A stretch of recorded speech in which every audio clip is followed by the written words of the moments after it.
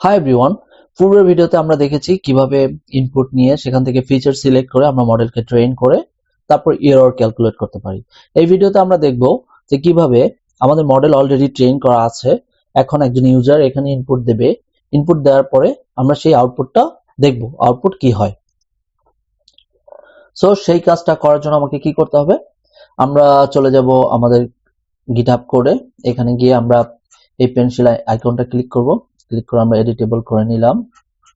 এবার এখানে আমি কোড অ্যাড করব কিভাবে ইনপুট নিতে পারি, ইউজারের থেকে ইনপুট নিতে পারি। তো ইউজার থেকে ইনপুট নেওয়ার জন্য আমি প্রথমে যেটা করলাম, এখানে একটা সাব হেডার দিই। সাব হেডার দিয়ে এখানে লিখে দিলাম মেক এ প্রেডিকশন। তার মানে এখন এখানে আমাদের এইখানে মেক এ প্রেডিকশন কথাটা লেখা থাকবে, তারপর এখানে কিছু ইনপুট দেওয়ার ব্যবস্থা থাকবে। কোন ইনপুটগুলো দেওয়ার ব্যবস্থা থাকবে, আমি এখানে যেই ফিচারগুলো সিলেক্ট করব শুধুমাত্র ওই ইনপুটগুলো এখানে দেওয়া যাবে।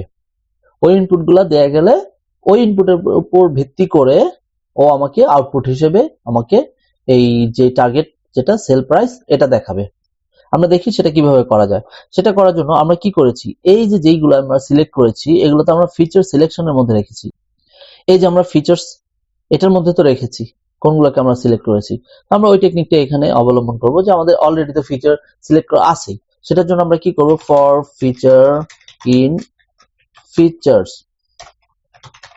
তার মানে তুমি কি করো, ফিচার্স থেকে এই যে আমরা যে ফিচারগুলো সিলেক্ট করে রেখেছি এই ফিচার্স থেকে এখানে তুমি যেটা করবা, একটা একটা করে ফিচার্স নিয়ে সেটা একটা ভ্যারিয়েবলের মধ্যে রেখে দিবা। এখন কথা হচ্ছে কিভাবে নিবে সেটা নেওয়ার জন্য তো আমাকে এখানে কিছু ইনপুট বক্স দিতে হবে। কোন ইনপুট বক্স দেব, যেই ফিচার্স গুলো এখানে সিলেক্ট করেছি তাদের নাম ধরে ধরে এখানে একটা একটা করে ইনপুট বক্স দেব, সেই ইনপুট গুলো নিয়ে ও একটা ভ্যারিয়েবলের মধ্যে রেখে দিবে। সেটা করার জন্য আমরা কি করব, স্ট্রিমলেটে একটা লাইব্রেরি আছে, সেটা হচ্ছে টেক্সট ইনপুট। ও টেক্সট বক্স দেবে আমাকে, এখানে টেক্সট বক্স দেবে, ওই বক্সের মধ্যে আমি ভ্যালু দেব। সেই রকম সেটা করার জন্য এখানে টেক্সট ইনপুট লিখে আমি ফরম্যাটেড টেক্সটের মধ্যে লিখে দিলাম ইন্টার এই ফিচার দেওয়ার অর্থ হচ্ছে ইন্টার এই ফিচার নেমটা এখানে চলে আসবে। আর ইন্টারে এটা আমি বড় করে দিই, এটা ফিচার। এখন সেই ফিচারটা হবে বলে দিলাম নিউমেরিক ভ্যালু। তার মানে ও কি করবে, এখন এই কথাটা লেখার কারণে এখানে ও ইনপুট বক্স দিয়ে দিবে এই ফিচারের নাম ধরে ধরে যেগুলো আমি সিলেক্ট করেছি। আমি যদি এখান থেকে একটা ডিলিট করে দিই ওটাও এখানে দেবে না, ও শুধু এগুলো ধরে ধরে এখানে বক্স দেবে। আমি এখানে ভ্যালু দিব, ভ্যালু দিয়ে ওই ভ্যালুগুলো এখানে চলে আসবে। এই ভ্যালুগুলোকে ধরে রাখার জন্য আমি কি করলাম, ইউজার ভ্যাল এটার মধ্যে রেখে দিলাম। এখন কথা হচ্ছে আমি তো ভ্যালু 0 দিতে পারি বা কিছু নাই দিতে পারি, আমার ভ্যালুটা যে ভ্যালিড বা ইনভ্যালিড সেটা একটা চেক দিতে হবে না। যে ভ্যালুটা ইনভ্যালিড হলে কি করবে আর ভ্যালিড হলে কি করবে, সেটার জন্য আমি কি করলাম, কি এখানে আচ্ছা এখানে এই জায়গাটায় আমি উপরে লুপের উপরে আগে লিখে দিলাম ভ্যালিড ইনপুট। আমি ধরেই নিলাম যে আমার ইনপুটটা ট্রু হবে, ভ্যালিড হবে, কিন্তু যদি না হয় সেটার জন্য আমি এখানে একটা কন্ডিশন দিলাম ট্রাই। এই ট্রাই কেন দিলাম, এটা আমরা শিখেছি ট্রাই অ্যান্ড এক্সেপ্ট এটা কখন ইউজ করতে হয় এটা আমি দেখব, আমি একটু লিখে যাই তারপর আমি বলতেছি। এখানে আমি কি করলাম, ইফ ইউজার ভ্যালু, এই ইউজারের ভ্যালুটা আমি স্ট্রিপ করে এরকম করে দিলাম। তার মানে যদি ইউজারের ভ্যালুর মধ্যে কিছু না থাকে, ইনপুট বক্সের মধ্যে যদি শূন্য থাকে, ফাঁকা থাকে, তাহলে ও কি করবে, ও বলে দেবে ভ্যালিড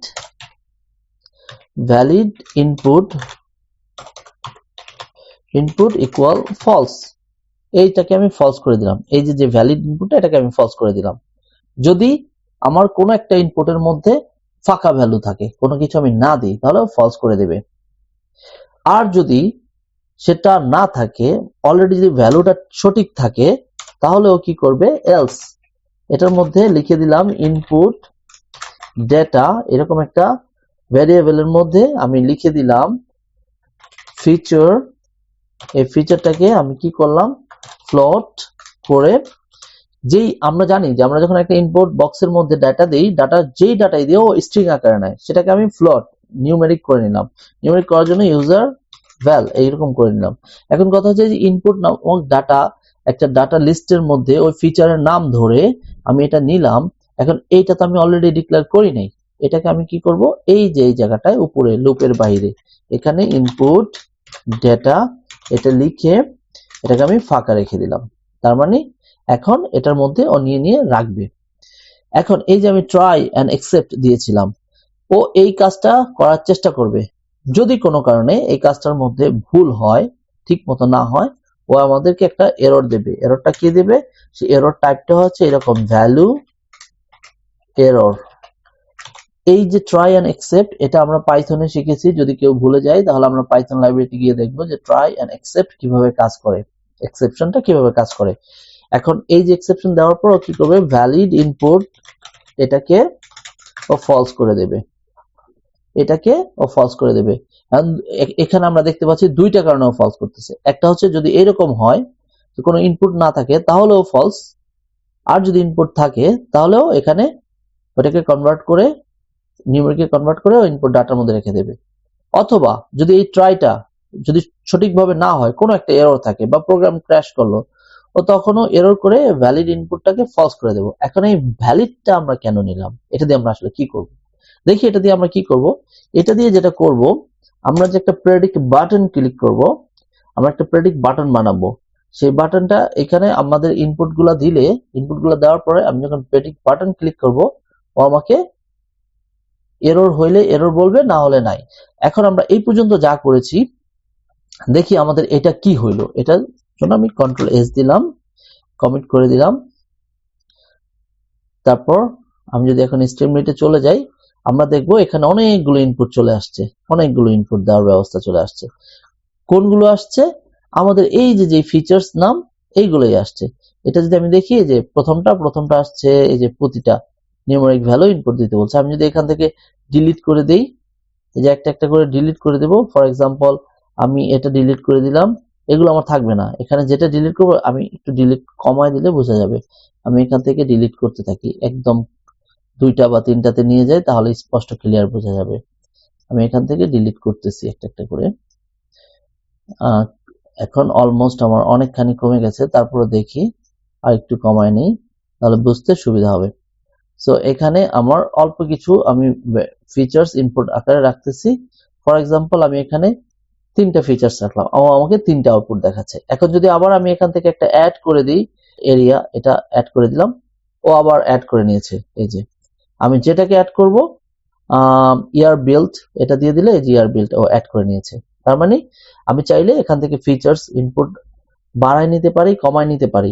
আমি যেই কয়টা ফিচার্স দেব, ওই কয়টা ফিচার্স দিয়ে আমার মডেল ট্রেন করবে, এবং ওই কয়টা ফিচার্সই ইউজার ইনপুট হিসেবে দিতে পারবে। সো আমার এই পর্যন্ত হলো। এবার আমরা কি করব, এখানে একটা বাটন তৈরি করব, যে বাটনটাতে ক্লিক করলে এই যে ইনপুটগুলো দিয়েছি, এই ইনপুটগুলোকে ও আমাদের ট্রেনিং করা অলরেডি ট্রেন মডেলের কাছে পাস করে দেবে, এবং মডেল আমাদেরকে আউটপুট হিসেবে দেবে। কোন আউটপুটটা দেবে, যেহেতু আমরা এখানে সেল প্রাইস সিলেক্ট করেছি, আউটপুট হিসেবে আমাদেরকে সেল প্রাইসটা দেবে। দেখি সেটার জন্য আমাদেরকে কি করতে হবে। আমরা এই পেন্সিল আইকনে আবার ক্লিক করলাম, ক্লিক করে একদম নিচে চলে যাব। নিচে গিয়ে এইখানে আমরা একটা বাটন তৈরি করব। সেই বাটন তৈরি করার জন্য আমাদের কি করতে হয়, st.button, এই বাটনের একটা নাম দেব। বাটনটার নাম আমি দিলাম কি, প্রেডিক্ট। তার মানে একটা বাটন ক্রিয়েট করবে, যে বাটনের নাম থাকবে প্রেডিক্ট। এখন যদি আমি কমিট দিই, আমরা দেখবো যে বাটনটা অলরেডি ক্রিয়েট হয়ে গেছে। কিন্তু দেখি আমরা কমিট দিয়ে, আমি যদি কমিট দিয়ে এখানে চলে যাই, আমরা দেখবো এখানে একটা প্রেডিক্ট বাটন চলে আসছে। এখন ক্লিক করলে কোনো কাজ করবে না। কেন কাজ করবে না, এটার মধ্যে আমি কোনো অ্যাকশন তৈরি করিনি, ওর ভিতরে কিছু লিখে দেইনি যে তোমাকে ক্লিক করলে একটা কাজ করবা। তাহলে আমরা করি ওটা, আবার পেন্সিল আইকনে চলে যাই, তারপর আমরা নিচে গিয়ে এখানে এই বাটনটা যদি এটা ক্লিক হয়, ইফ দিয়ে দিলাম, যদি এটা ট্রু ভ্যালু হয় মানে ক্লিক হয়েছে। ক্লিক হইলে এখন আমরা দেখব, ক্লিক হইলেই তো কাজ করবে না, ওকে আমরা জিজ্ঞেস করব তুমি যে ডাটাটা ইনপুট নিছো, এই ডাটাটা কি ভ্যালিড ছিল কিনা। তাহলে ইফ ভ্যালিড ইনপুটটা কি ভ্যালিড ছিল, যদি ভ্যালিড হয় তাহলে একটা কাজ করবা, এলস আরেকটা কাজ করবা। মানে ভ্যালিড না হলে তুমি অন্য একটা কাজ করবা। তাহলে ভ্যালিড হলেও কি করবে? ভ্যালিড হলেও কি করবে? যদি আমাদের ডাটাটা ভ্যালিড হয় তাহলে ও ইনপুট নেবে। কিরকম ইনপুট নেবে? ইনপুট ডিএফ, এটার মধ্যে আমরা দিয়ে দিব কি, পিটি ডাটা ফ্রেমটা দিয়ে দিব। একটা ডাটা ফ্রেম তৈরি করে দিয়ে দিব। এই ডাটা ফ্রেম তৈরি করব এবং এই ডাটা ফ্রেমটার মধ্যে আমি কি দেব? এই যেই আমি ইনপুট ডাটাটা নিয়েছি একটা একটা করে, এই যে ফিচার্স ধরে ধরে একটা একটা করে নিয়েছি, এই আমরা এই জায়গাটা একটু কমপ্লেক্স যদিও, কিন্তু আমরা বারবার প্র্যাকটিস করব। বারবার প্র্যাকটিস করলে এটা আমাদের ক্লিয়ার হবে। এখানে কি করেছি, এই যে ফিচার্স একটা করে ফিচার্স থেকে নিচ্ছি, সেই ফিচার্স নামক একটা লিস্ট তৈরি করতেছি যার কলামের নাম হবে ফিচার্স, এই যেটা নিয়েছি এখান থেকে নামটা, এবং সেটার মধ্যে ইউজারের প্রথম ভ্যালুটা চলে আসবে, আবার দ্বিতীয়টার জন্য দ্বিতীয়টা, এরকম করে এখানে নাম আসবে একটা করে আর চলে আসবে।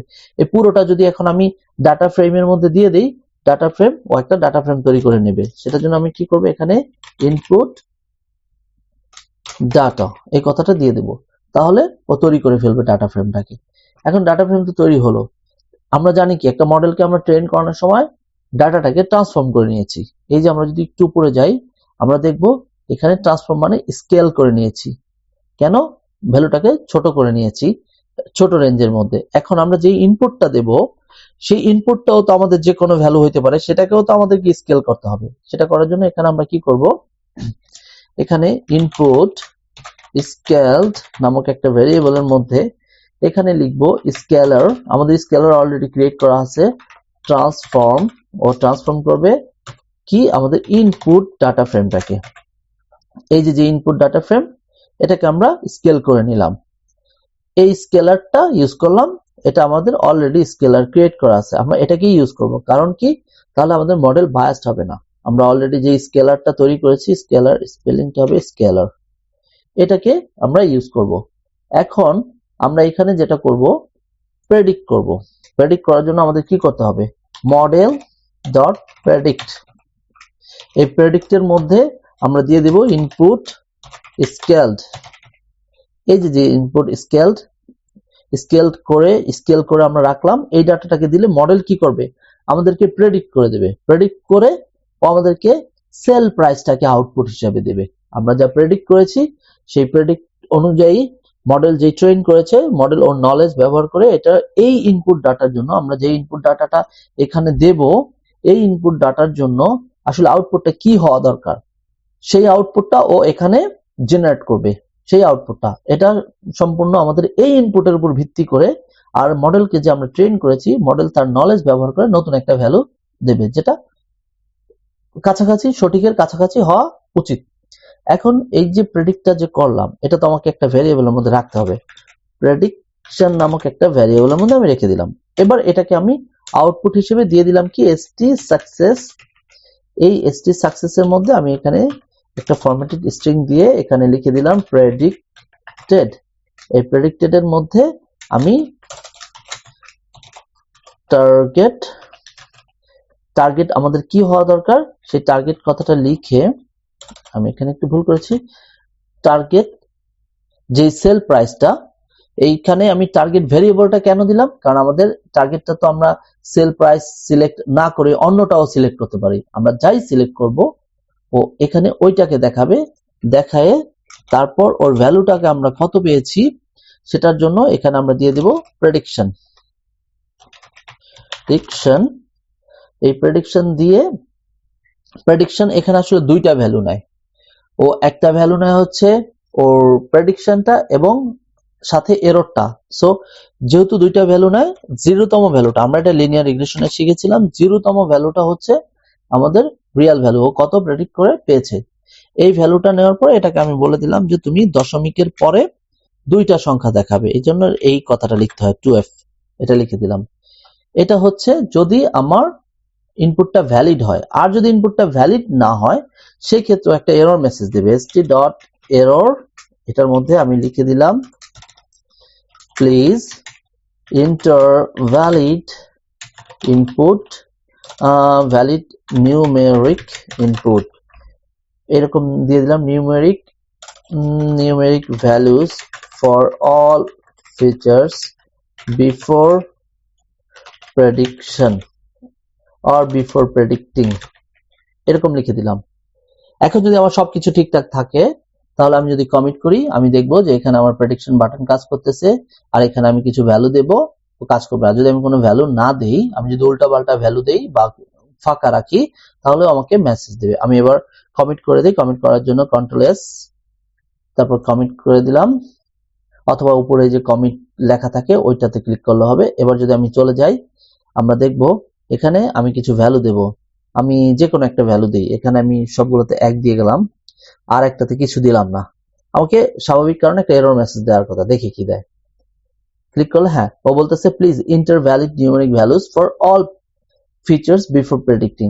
এখন যদি এখানে আমি আবার একটা 1 দেই, এখন যদি আমি প্রেডিক্ট ক্লিক করি ও আমাকে এই যে প্রেডিক্টেড ভ্যালুটা দিয়ে দিয়েছে। কি বলছে এখানে মাইনাস হওয়ারই কথা, কারণ আমি কিছু ভ্যালু নিজের মন মতো করে দিয়েছি। আমাকে এখন আমি যদি সেটা না দিয়ে আমি যদি এই ডিফল্টটা ছোট একটা ডাটা সেট দিয়ে দেখি, এই ডিফল্ট এক্সাম্পলটা সিলেক্ট করলাম, এখান থেকে আমি আউটপুট হিসেবে নিলাম সাইজটাকে সিলেক্ট করলাম। এখানে আমরা দেখতে পাচ্ছি যে নিউমেরিক ভ্যালু আছে টোটাল বিল, টিপ আর হচ্ছে সাইজ, বাকিগুলো হচ্ছে স্ট্রিং, নিউমেরিক ভ্যালু না। এই কারণে ও 3টা নিয়েছে এবং 3টার ভিতরে একটা যেহেতু আমি টার্গেট হিসেবে সিলেক্ট করে ফেলেছি সাইজটাকে, বাকি 2টাকেও ইনপুট হিসেবে রেখেছে। এবং আমরা দেখবো যে এখানে ট্রেন করা হয়ে গেছে এবং এই 2টাই শুধু ইনপুট হিসেবে নেবে। সো এই 2টা ইনপুট হিসেবে নিলে আমি দেখি তো এই ভ্যালুটা দিই, যেমন 16.99 এটাই দিই, 16.99 এই ভ্যালুটা দিলাম হচ্ছে আমি টোটালে যা টিপের জন্য 1.01 এটা দিই 1.01। এখন যদি আমি প্রেডিক্টে ক্লিক করি তাহলে ও সাইজটা 2 বা 2 এর কাছাকাছি দেখানোর কথা, দেখি সেটা দেখায় কিনা। হ্যাঁ 2.14, তার মানে আমাদের মডেলটা অনেকটা কাছাকাছি অ্যান্সার দিচ্ছে। যদিও এই মডেলটাকে তো আমি অত সুন্দর করে ফিচার সিলেক্ট করে বা ছোট্ট ডাটা দিয়ে করেছি, খুব বেশি যাচাই বাছাই করিনি, জাস্ট এক্সাম্পল হিসেবে দেখার জন্য। তো আমরা দেখতে পাচ্ছি আমাদের মডেল খুব কাছাকাছি একটা অ্যান্সার দিচ্ছে, রিগ্রেশন মডেল। যদিও এই ডাটাটা রিগ্রেশন ডাটা না, আমরা যদি রিগ্রেশন ডাটা নিই আমরা হয়তো আরো ভালো রেজাল্ট পাবো, কারণ এটা আমরা দেখতে পাচ্ছি যে এটা ক্লাসিফিকেশন সাইজের একটা ফিক্সড সাইজ আছে। যদি আমরা ওইটা না করে আমরা যদি এরকম করি যে টোটাল বিলটাকে আউটপুট হিসেবে দেই, আমি এখানে সিলেক্ট করলাম টোটাল বিল হচ্ছে আমার আউটপুট। এখন আমি কি করব, এই টিপ দেব 1.01 আর 2 দেব, দেখি এটার কাছাকাছি আসে কিনা।